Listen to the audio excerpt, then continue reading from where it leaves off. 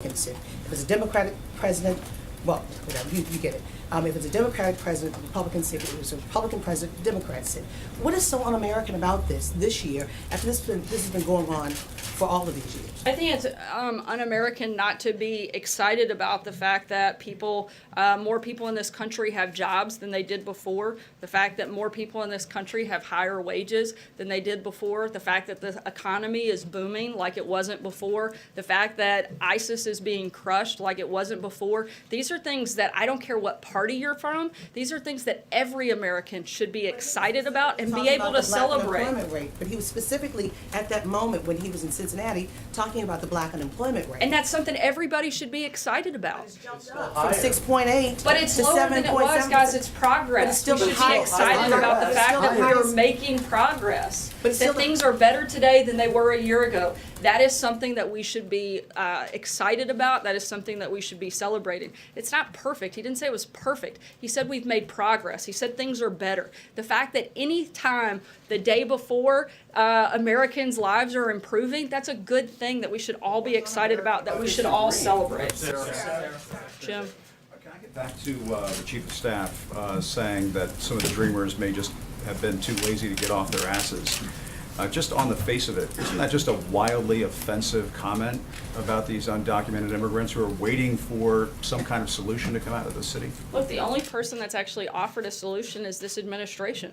The president's been a champion of giving 1.8 million DACA recipients and DACA eligible people a pathway to citizenship, and he's laid out a plan and a solution that actually addresses both Republicans and Democrats' concerns. I think it's hard to argue with that. On the surface of that, sir, David? though, isn't it it's just an offensive comment, though, isn't it, just on its surface?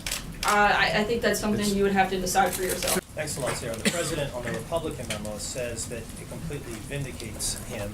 And this weekend we heard from Trey Gowdy, who is on the Intelligence Committee, who had a large part in writing that memo. In what way does the president believe that the Republican memo vindicates him?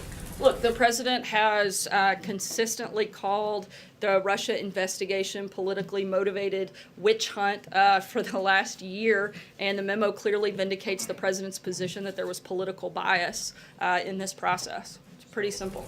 Major? Senator Flake said something on the Senate floor just a minute ago. I want to give you a chance to respond. He said, and I quote, Sure, this will be eventful. I have seen the president's most ardent defenders use the now weary argument that the president's comments were meant as a joke, just sarcasm, only tongue-in-cheek. But treason is not a punchline. Can you say for the sake of the future that you agree with Senator Flake on that, that treason or treasonous is not a punchline, is not a joking matter? Look, honestly, I'm not going to respond directly to Senator Flake's comments. I don't really care what Senator Flake has to say. I don't think his constituents do either, and I think that's why his numbers are in the tank. The president was clearly joking with his comments, but what isn't a joke is that Democrats refuse to celebrate the accomplishments of last year that has helped all Americans. What I don't understand, and what I don't think the country understands, is why Democrats are so upset about lower taxes and higher wages. That's something that every American should be celebrating, not crying about, not sitting on their hands for. Democrats are going to have to make a decision at some point really soon. Do they hate this president more than they love this country? And I hope the answer to that is no. Sarah, on the president's shutdown comments a few minutes ago, a few weeks ago he said that a shutdown would be devastating to the military.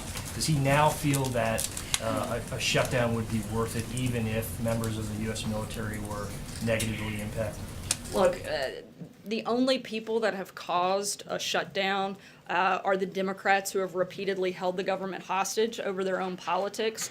Democrats actually shut the government down. Let's not forget that just a couple weeks ago. The president isn't looking for this, but if the Democrat Party is going to continue to threaten a shutdown because they won't include responsible immigration reforms, including fixing MS-13 loopholes and other issues, then the president welcomes that fight. It's a fight we won last time, and it's one we're very confident that we would win again. But let me repeat, our goal is to get a 2-year budget deal and to also get a deal on immigration, which we have laid out. The president has generously laid out a plan that addresses both Republicans and Democrats' concerns, and we're hopeful we'll come to an agreement on both of those fronts. But isn't the president encouraging a shutdown here?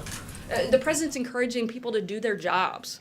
The president's encouraging them to get a deal on the budget as he's laid out, a 2-year, a long-term budget deal that actually helps our military instead of doing these short-term deals. That's what he's advocated for all along. And the president is encouraging them to do their jobs and come to an agreement on immigration, particularly the 4 places that he's outlined that have to happen in any piece of legislation. Sarah, what did the president make of the stock market's volatility yesterday and today? And does he have any regrets about taking responsibility or credit for the stock market's rise?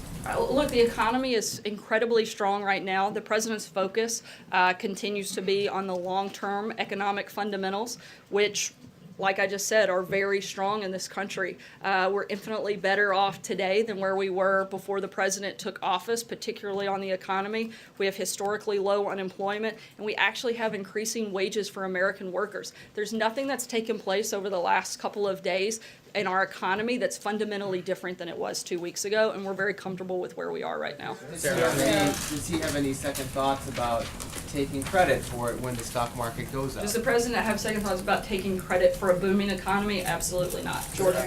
Thanks, Sarah. As the president had a chance to review the memo from the Democrats on the House Intelligence Committee, and is he inclined to release it? The president has seen the memo. He met with the Deputy Attorney General, Rod Rosenstein, within the last hour to discuss some of the differences between the 2 memos. And we are undergoing the exact same process that we did with the previous memo, in which it will go through a full and thorough legal and national security review. We're in the middle of that process. When that's completed, the president will be given a thorough briefing on the findings of the different organizations and stakeholders that are involved, and we'll make a determination at that time. The review concluded last time. The president had made it clear to lawmakers that he was inclined to release the Republican memo. Has he made any kind of similar comments to you guys about the Democratic memo? The president made the comment that we're going to go through the same process that we went through the first time, and that'll take several days to complete as it did the first time, and we'll make a determination at that point. John? Sarah, also up at Capitol Hill today, Chief of Staff Kelly said that he didn't think the president would be likely to extend the DACA deadline from March 5th. But twice in Davos, the president said, if we need a little more time, we'll take a little more time on DACA. And then in a gaggle, when asked if he would extend the deadline, he said, yeah, I might do that, not guaranteeing it, but I certainly have the right to do that if I want. So which is it? Is he still open to the idea of extending the deadline? Certainly has the right to do so. Again, we're hopeful that we're going to get to a deal. We've laid out a very generous offer that meets all of the demands that the Democrats have. In fact, it goes above and beyond what they asked for.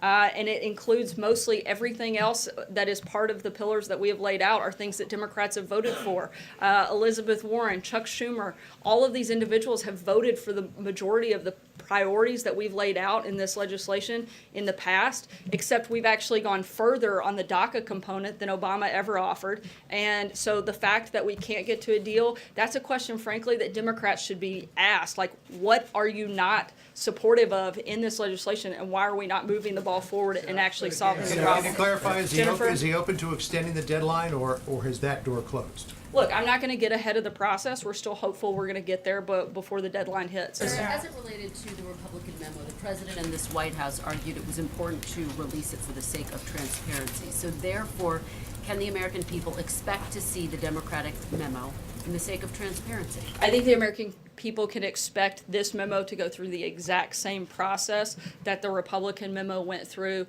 which involves bringing all of the stakeholders from a legal and a national security perspective to weigh in before making a determination. We're in the middle of that process, and I'm not going to get it. Prior to releasing the Republican memo, so why not the same? We didn't adherence release to the memo prior to that review He said process being 100%. complete. He said 100%. We didn't release the we're gonna memo release it. prior to the review process being complete, and we're not going to do that this time. Question about John Kelly and his comments, calling dreamers, indicating some of them are lazy. Does that type of rhetoric help get a bipartisan deal done? Look, like I said, the president and the administration were focused on actually solving this problem, not kicking it down the road, and we're going to continue to have those conversations. John? Quick question. There have been numerous published reports that Dave Bowditch, number 3 in the FBI, will be moved up to be deputy director under Director Wray.